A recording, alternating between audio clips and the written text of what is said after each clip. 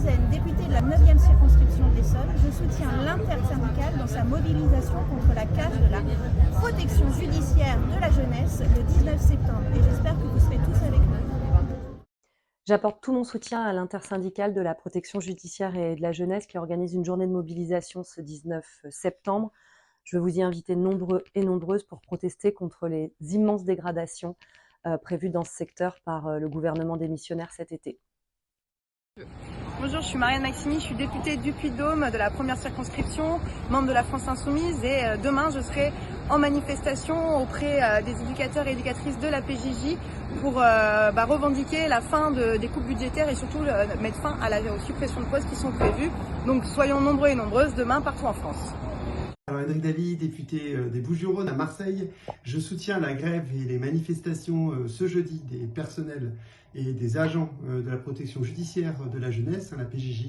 Ils font un travail absolument indispensable et à Marseille c'est d'autant plus important que beaucoup de jeunes et de mineurs sont pris dans les filets du trafic de drogue et on a besoin de ces agents et 500 suppressions d'emplois, c'est absolument inadmissible. Donc je suis solidaire avec eux, je serai avec eux. Bonjour à toutes et à tous, c'est Hugo Bernal ici, député du Nord, membre du groupe parlementaire de la France Insoumise.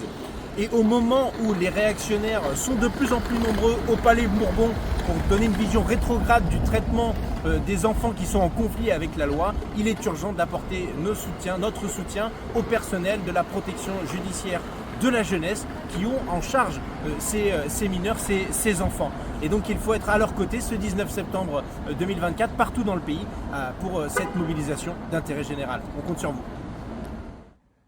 Je voudrais apporter un message de soutien à la protection judiciaire de la jeunesse, à l'ensemble des organisations syndicales qui sont engagées dans ce mouvement et évidemment à l'ensemble des agents. Les annonces de cet été, par surprise, d'une dégradation spectaculaire des moyens de ce service public essentiel pour accompagner nos jeunes, eh bien c'est une décision absolument dramatique. Beaucoup d'enfants ont des parcours de vie difficiles, ont besoin d'être accompagnés, il faut leur donner une deuxième chance et sacrifier des moyens auprès d'enfants qui ont tant besoin d'être accompagnés. Ils ont parfois fait des bêtises, mais enfin c'est justement pour ces raisons-là qu'il faut leur donner leur chance et donner des professionnels qui puissent les encadrer et les accompagner.